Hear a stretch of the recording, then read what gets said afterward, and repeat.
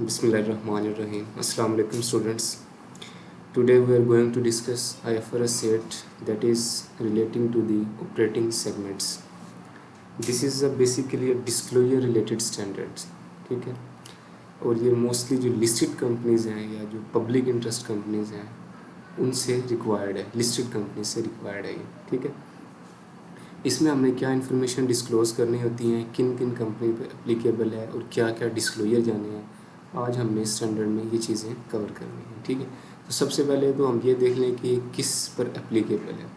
तो ये जो कि लिस्टेड कंपनी है, रिक्वायर्ड फ्रॉम लिस्टेड कंपनीज, उनसे ये रिक्वायर्ड है. ठीक है, उसके बाद क्या है, ये डिस्क्लोजर रिलेटेड स्टैंडर्ड है. इसमें इतना कोई न्यूमेरिकल पार्ट नहीं है कि कोई कैलकुलेशंस इन्वॉल्व हों, नहीं. ये बेसिकली आपसे रिक्वायर कर रहा होता है कि अगर एक कंपनी है और उसके बिज़नेस ऑपरेशंस, उसके नॉन करंट एसेट्स, उसकी जोग्राफिकल लोकेशंस जो हैं वो मतलब सिर्फ एक जगह पर कन्फाइंड नहीं है, बल्कि डिफरेंट लोकेशंस पर या डिफरेंट नेचर ऑफ प्रोडक्ट्स को सेल करते हैं या डिफरेंट नेचर ऑफ ऑपरेशंस में वो इन्वॉल्व हैं. ठीक है, तो उन पर ये एप्लीकेबल है. तो उस सिलसिले में हमें गाइड करते हैं कि आपने अपनी फाइनेंशियल स्टेटमेंट्स में कैसे उन चीज़ों को डिस्क्लोज़ करना है. ठीक है, तो सबसे पहले हम इसकी डेफिनेशन देख लें कि ऑपरेटिंग सेगमेंट है क्या चीज़, और ये मतलब हम क्यों ज़रूरत पेश आती है इसको डिस्क्लोज़ करने की, इससे रेलिवेंट इन्फॉर्मेशंस. ठीक है, तो सबसे पहले हम ये देख लें कि IFRS 8 जो है ना, normally requires entities to give detail of revenue by geographical area and by product type and non current asset by geographical type. मतलब अगर एक कंपनी है, उसके वो एक से ज़्यादा प्रोडक्ट्स की सेल्स में इन्वॉल्व है या एक से ज़्यादा सर्विसेज दे रही है. लेट्स सपोज वो, जैसे हम पाकिस्तान में अगर वो करें, जैसे कि नेस्ले है, ठीक है, यूनिलीवर है, अभी फास्ट मूविंग कंज्यूमर गुड्स की भी सेल में इन्वॉल्व है. ठीक है, उसके अलावा ये जो है इनके डेयरी फार्म्स भी हैं. ठीक है, और ये डिफरेंट तरह की जो प्रोडक्ट्स हैं उनमें इन्वॉल्व हैं. ठीक है, तो इस तरह की कंपनीज़ पर IFRS 8 जो है ये एप्लीकेबल होता है.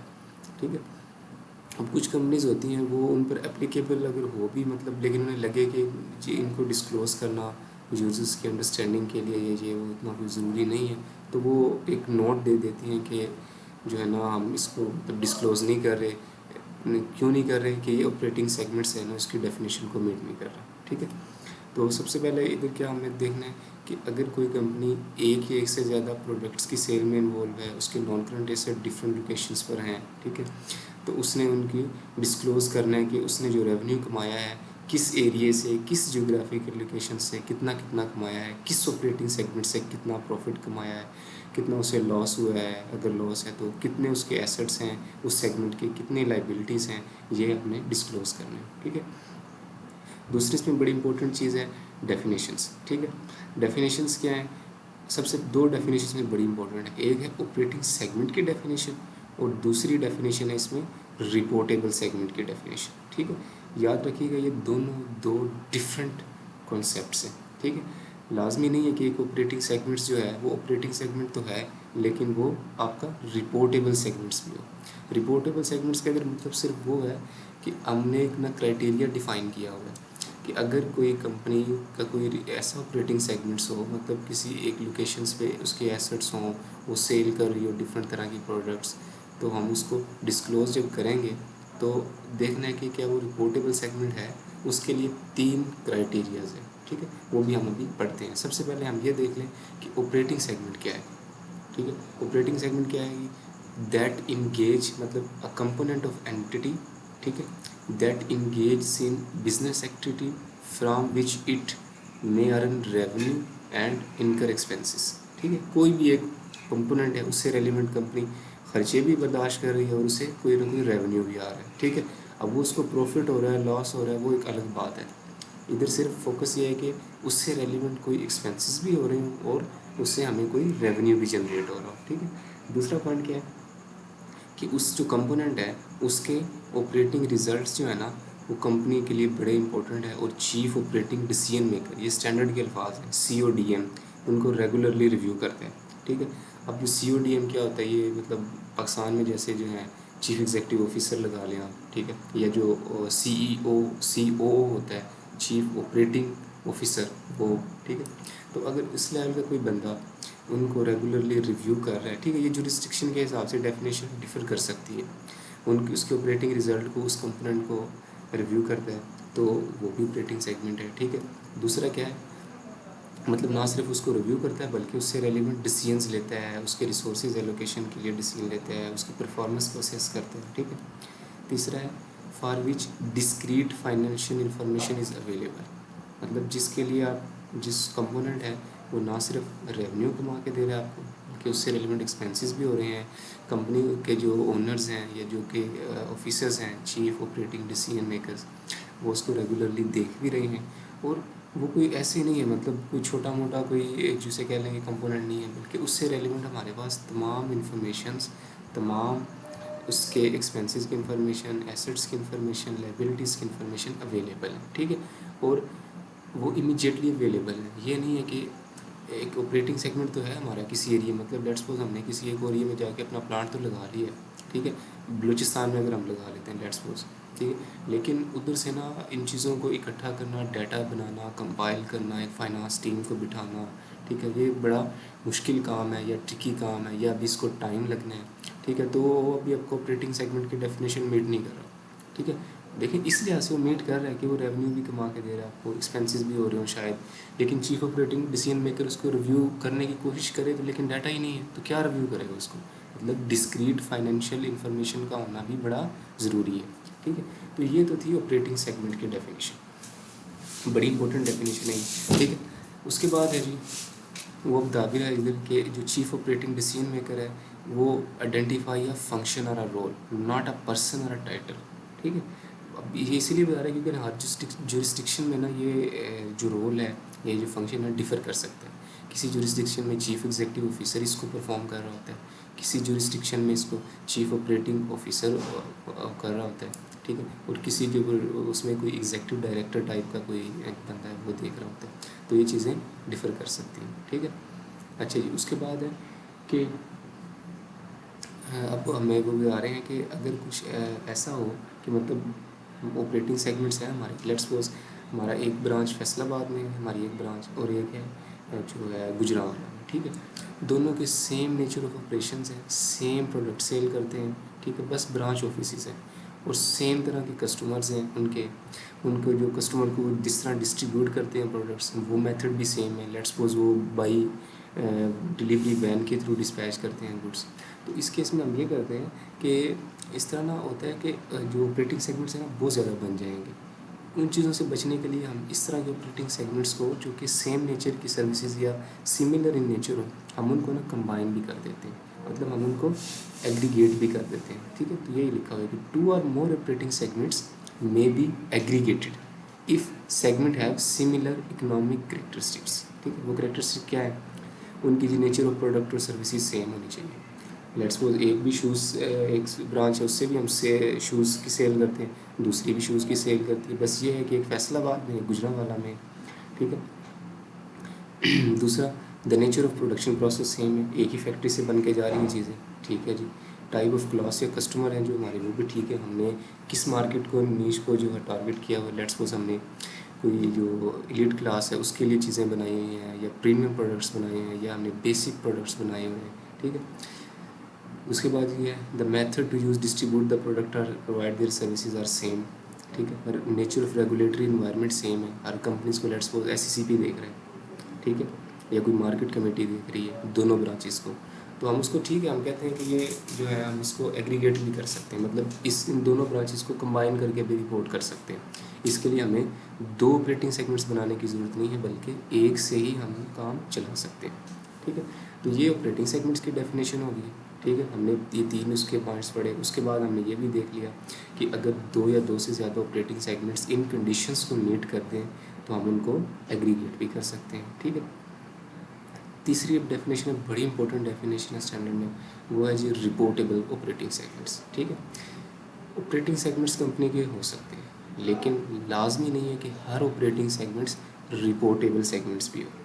हर रिपोर्टेबल सेगमेंट ऑपरेटिंग सेगमेंट हो सकता है, लेकिन हर ऑपरेटिंग सेगमेंट रिपोर्टेबल सेगमेंट लाजमी नहीं है वो उस डेफिनेशन को मीट करे, ठीक है। वो डेफिनेशन क्या है जी, देखें बेसिकली वो आपको ना क्राइटेरियाज दे रहे हैं 3, ठीक है।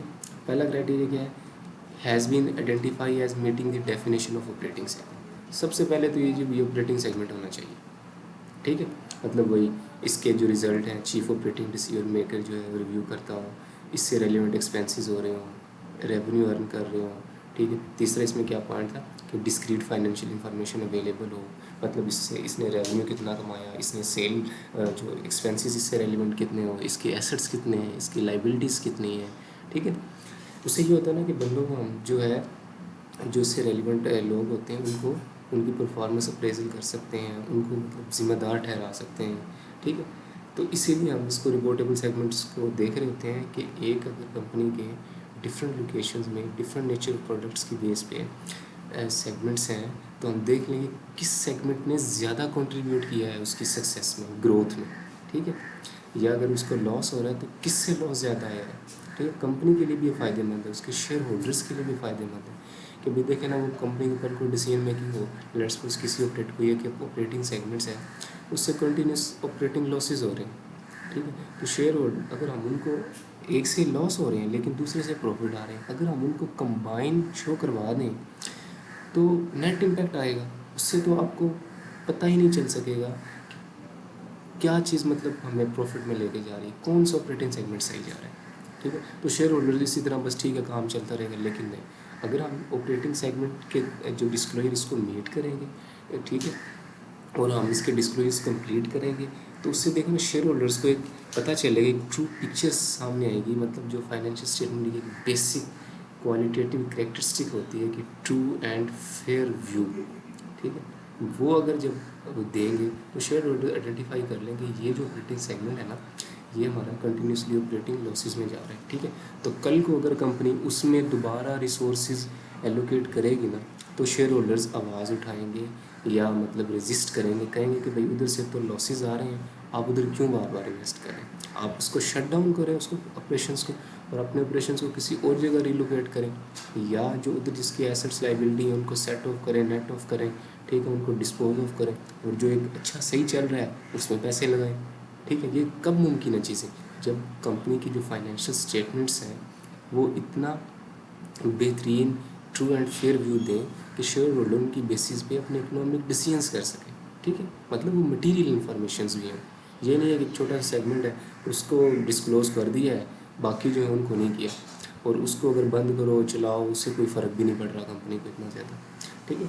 तो रिपोर्टेबल ऑपरेटिंग सेगमेंट्स की मैंने आपको मतलब अहमियत है वो बता दी कि क्यों ज़रूरी है, शेयर होल्डर्स की इन्फॉर्मेशन के लिए ज़रूरी है, इसीलिए तो ये जो है लिस्टेड कंपनीज़ हैं, जो पब्लिक इंटरेस्ट है उन्हीं से रिक्वायर्ड है, क्योंकि उसमें शेयर होल्डर ज़्यादा होते हैं, पब्लिक का पैसा इन्वॉल्व होता है, ठीक। और आपको पता है कि जब पब्लिक का पैसा इन्वॉल्व हो ना तो बड़े चांसेस होते हैं कि उसको ना बड़ा बेदर्दी से इस्तेमाल किया जाए, अनलेस अनटिल के वो जो शेयर होल्डर्स हैं उनको चीज़ों का पता हो कि भाई किस तरह चल रही हैं, कौन किस में लॉस आ रहा है, किस में प्रॉफिट आ रहा है, तो उस हिसाब से अपने डिसीजंस को एग्जीक्यूट कर सकें, ठीक है। डिसीजन एग्जीक्यूट करना ना करना ये मैनेजमेंट का काम है, लेकिन ये है कि वो आवाज़ तो उठा सकते हैं इसमें। तो ऑपरेटिंग सेगमेंट हो गया जी। उसके बाद अब देखते हैं कि इसकी डेफिनेशन क्या है। सबसे पहला क्या है कि जो रिपोर्टेबल सेगमेंट है ये ऑपरेटिंग सेगमेंट होना चाहिए, ठीक है। ऑपरेटिंग सेगमेंट की डेफिनेशन हमने ऊपर पढ़ ली। उसके बाद है कि ये ना it exceed at least one of the following 3 threshold. ये जो नीचे 3 थ्रेशोल्ड दिए गए ना, इनमें से किसी एक को भी ना एक्सीड करे या इन शॉर्ट कह लें कि इनको मीट करे, ठीक है। वो थ्रेशोल्ड क्या है जी, इस ऑपरेटिंग सेगमेंट्स का रेवेन्यू जो है आपके टोटल रेवेन्यू का इंक्लूडिंग दिस ऑपरेटिंग सेगमेंट 10% और उससे मोर होना चाहिए, ठीक है। मतलब लेट्स सपोज मेरी 100 रुपीज़ की सेल है मेरी टोटल कंपनी की, मेरी लेकिन जो फैसलाबाद की ब्रांच है, मेरा हेड ऑफिस लाहौर में है, लेकिन मेरी जो फैसलाबाद की ब्रांच है किसी भी कंपनी की, उससे 15 रुपीज़ आ रहे हैं, ठीक है। तो वो मेरा ऑपरेटिंग सेगमेंट है। क्यों? क्योंकि उसका जो रेवेन्यू है मेरे टोटल ऑपरेटिंग सेगमेंट्स के रेवेन्यू का 10% से ज़्यादा है, ठीक है। उसके बाद क्या है, ठीक है जी, रेवेन्यू हो गया। अगर रेवेन्यू ज़्यादा नहीं है तो ऑपरेटिंग सेगमेंट नहीं है, बिल्कुल नहीं है, ठीक है। चलो ठीक है जी, रेवेन्यू की लेट्स सपोज डेफिनेशन मीट नहीं हुई, एक बात है। अब उसके देखो एसेट्स कितने हैं, अगर उसके एसेट 10% या मोर टोटल एसेट्स के हैं तो वो रिपोर्टेबल सेगमेंट बन सकता है, ठीक है।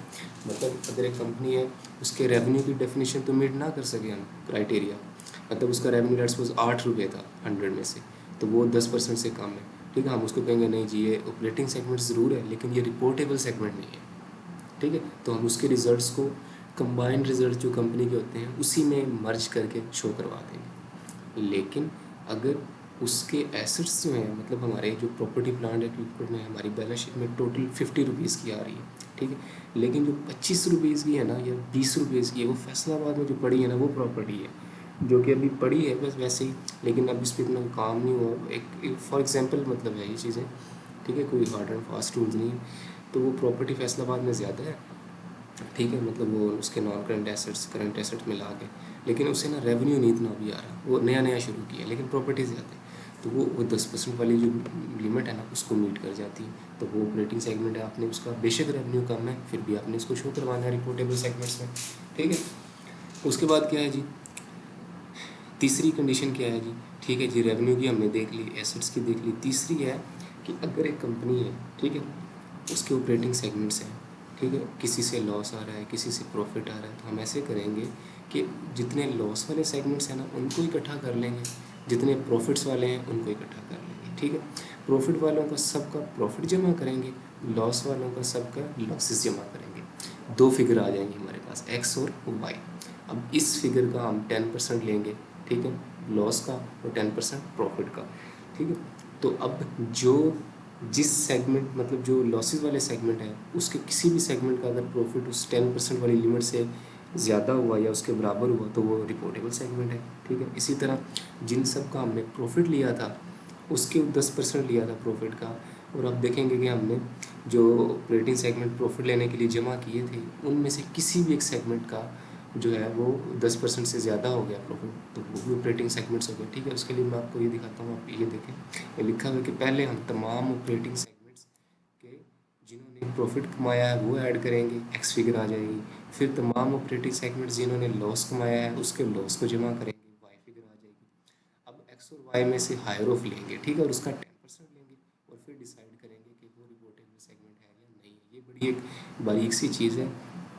आई कैप, आई सी डब्ल्यू, ए सी सी ए जब भी रिपोर्टेबल सेगमेंट्स की कोई मतलब वो क्वेश्चन करता है, ठीक है, एग्ज़ाम में, तो वो कम से कम वो तीसरी जो कंडीशन है ना इसको ज़रूर पूछते हैं, क्योंकि ऊपर वाली दो तो स्ट्रेट फॉरवर्ड है कि 10% रेवेन्यू होना चाहिए जी, टोटल एसेट्स 10% होने, लेकिन ये जो प्रॉफिट वाली है ना ये थोड़ी सी ट्रिकी है। एक दफ़ा इसको पहले आपको थोड़ी सी वर्किंग करना पड़ती है, मतलब जो जिन सेगमेंट्स ने प्रॉफिट कमाया उनको ऐड करते हैं, फिर जिन्होंने लॉस कमाया उनको ऐड करते हैं, और फिर आप जो है ना 10% ले रहे होते हैं, ठीक है। लिखा भी हुआ है कि the absolute amount of its profit और लॉस इज़ 10% और मोर ऑफ द ग्रेटर, ठीक है। ग्रेटर क्या, ये जो ग्रेटर इस वजह से आएगी, मतलब एक एक्स फिगर आई, वाई आई, अब उसमें से हायर ऑफ आपने ली, ठीक है।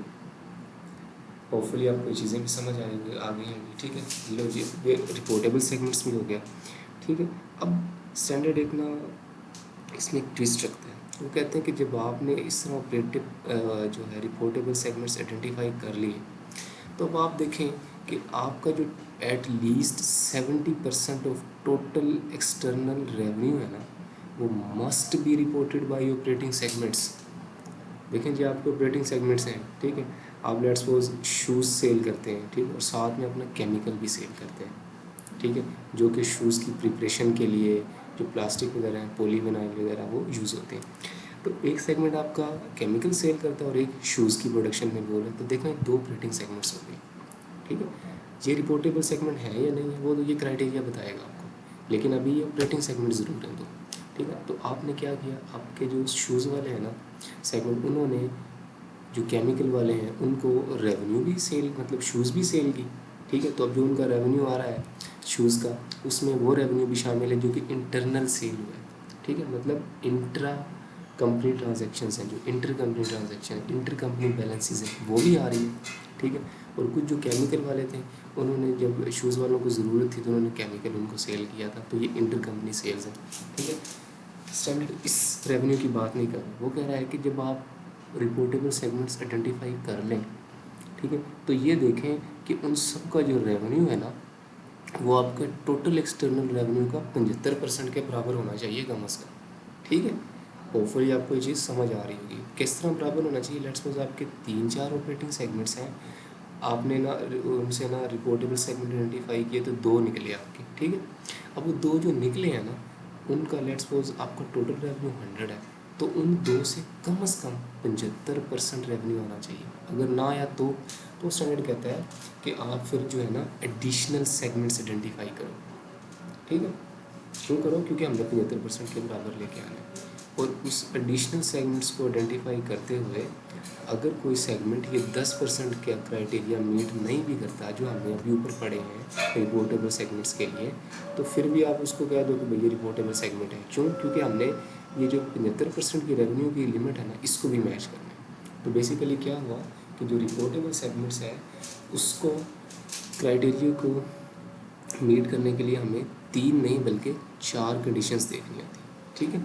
रफली अगर हम कहें 3 तो ये है कि इनमें से अगर एक भी फुलफिल होगी तो वो रिपोर्टेबल सेगमेंट है, ठीक है जी, होगी। अब चौथी हमने एक दफ़ा ये लाजमी देखना है कि उसका जो 75% रेवेन्यू है ना टोटल रिपोर्टेबल सेगमेंट्स का, वो हमारे एक्सटर्नल रेवेन्यू का 75% तक होना चाहिए। मतलब जिसका टोटल रेवेन्यू है 75% तक एक्सटर्नल रेवेन्यू के होना चाहिए। अगर नहीं है तो क्या करोगे आप, और सेगमेंट आइडेंटिफाई करोगे। मतलब अपनी जो 3 थे उसमें से 2 ऑपरेटिंग थे ना, हमने कह दिया था कि रिपोर्टेबल है क्योंकि उनका जो है ना 75% के बराबर है। लेट्स सपोज अगर उनका 65 होता, मतलब अभी भी 10% कम है ना, तो हम कहते हैं कि भाई तीसरा भी हमारा अपडेटेबल सेगमेंट ही है। क्यों है, क्योंकि हमने 75% की लिमिट भी कंप्लीट करनी है, इसको भी इंश्योर करना है। तो होपफुली आपको ये चीज़ भी समझ आ गई होगी, ठीक है। उसके बाद है जी ये हो गया। उसके बाद है कि 2 और more operating segment below the threshold may be aggregated to produce a reportable segments if they have similar economic characteristics। ये मैंने आपको बता दिया है, ठीक है। उसके बाद अच्छा जी ठीक है, आपने ऑपरेटिंग सेगमेंट्स आइडेंटिफाई कर लिए हैं, उनको जो क्वान्टिटेटिव थ्रेशोल्ड एक वर्किंग के तहत उनको जो है ना आपने वो कर लिया है चीज़ों को आइडेंटिफाई। तो अब ये देखें कि अब हमने उस ऑपरेटिंग सेगमेंट से रेलिवेंट क्या क्या डिस्क्लोजर देने हैं, ठीक है। तो IFRS 8 कहता है कि आपने ये 4-5 चीज़ें जो है ना डिस्क्लोज़ करनी है। क्या चीज़ें, उस ऑपरेटिंग सेगमेंट का प्रॉफिट और लॉस आपने बताना है कितना है, ठीक है। आपने पूरी कंपनी का प्रॉफिट और लॉस उसी तरह बनाना है जिस तरह आप बनाते आ रहे हैं। बैलेंस शीट है, स्टेटमेंट ऑफ फाइनेंशियल पोजीशन है, statement of profit and loss and other comprehensive income है, चेंजेस इन इक्विटी है, कैश फ्लो स्टेटमेंट है, नोट्स टू दी अकाउंट है। अब आपने क्या करना है, प्रॉफिट आपका जितना प्रॉफिट है ना टोटल, उसके ऊपर नोट नंबर देना है, ठीक है। और आगे नोट्स में जाके बता देना है कि ये जो प्रॉफिट है ना, ये हर ऑपरेटिंग सेगमेंट से इतना इतना आया है, ठीक है। उस सेगमेंट के एसेट्स बताने हैं, आपने टोटल एसेट कंपनी के बता दिए फाइनेंशियल पोजीशन में, ठीक है। अब आपने क्या करना है, उनको नोट नंबर लगा के बताना है कि इस ऑपरेटिंग रिपोर्टेबल जो सेगमेंट है ना, उसके एसेट्स इतने इंक्लूड्स हैं इस टोटल एसेट्स में। उसकी इसी तरह लाइबिलिटीज़ के लिए भी है कि अपने उसकी लाइबिलिटी भी बतानी है, ठीक है। उससे रेलिवेंट अगर कोई सर्टन इनकम या एक्सपेंडिचर्स हैं वो बताने हैं। लेट्स सपोज आपने ऑपरेटेबल सेगमेंट्स हैं, लेकिन उसको सिर्फ रन करने के लिए आपने कोई फाइनेंस लिया है, रनिंग फाइनेंस, ठीक है। तो आप उससे रेलिवेंट जो है ना फाइनेंस कॉस्ट बियर कर रहे हैं, कंपनी बियर कर रही है, ठीक है। तो आपने उस फाइनेंस कॉस्ट का भी जिक्र करना है कि ये जो फाइनेंस कॉस्ट है ना, टोटल मेरी फाइनेंस कॉस्ट 200 रुपीज़ है, लेकिन इस 200 में से जो 50 रुपीज़ है ना, ये exclusively paid to meet the working capital expenses of the जो है ना दिस रिपोर्टिंग सेगमेंट, कोई भी रिपोर्टिंग सेगमेंट है उसकी, ठीक है। आपने जो रेवेन्यू ड्राइव किया प्रोडक्ट से, उस ऑपरेटिंग सेगमेंट्स की, वो बताना है आपने कि प्रोडक्ट अगर बेचें तो प्रोडक्ट्स कौन सी थी, सर्विस कौन सी थी, ठीक है। आपने जियोग्राफिकल लोकेशन बतानी है, किस एरिया में वो लोकेटेड है, ठीक है। ये चीज़ें आपने उसमें बतानी है, ठीक है। तो ये मेरे ख्याल में कंप्लीट डिस्कशन होगी इस स्टैंडर्ड की, ठीक है। ये जो स्टैंडर्ड है इतना इम्पोर्टेंट, मतलब ये जो मोस्टली है पब्लिक कंपनी के लिए, जो लिस्टेड कंपनीज हैं उनके लिए एप्लीकेबल है, और एग्ज़ाम में ये टेस्ट भी हो जाता है, ठीक है। तो होपफुली आपको चीज़ें समझ आई होंगी। मोस्ट इंपॉर्टेंट जो चीज़ें हैं आपको पता होना चाहिए कि ऑपरेटिंग सेगमेंट की डेफिनेशन क्या है, किन किन कंडीशंस में हम उनको एग्रीगेट कर सकते हैं। उसके बाद रिपोर्टेबल सेगमेंट का क्वालिफिकेशन क्राइटेरिया क्या है, ये 3 कंडीशंस हैं, और जो फोर्थ है वो बड़ी इंपॉर्टेंट है, ठीक है। तो एग्ज़ाम में अक्सर जो ट्विस्ट क्रिएट होता है ना, वो 3rd और 4th को लेके होता है, ठीक है। तो इसको अपने बड़े ध्यान से जो ना करना है। कोई चीज़ आपको समझना है, एक दफ़ा आपने लेक्चर को पॉज करना है जिधर से समझें, और सुकून से तसल्ली से उसको सुनना है, इंशाल्लाह आपको चीज़ें समझ आ जाएंगी, ठीक है जी, होपफुली इंशाल्लाह आपको चीज़ें समझ आई होंगी। आज के लिए इतना ही, अल्लाह हाफिज़।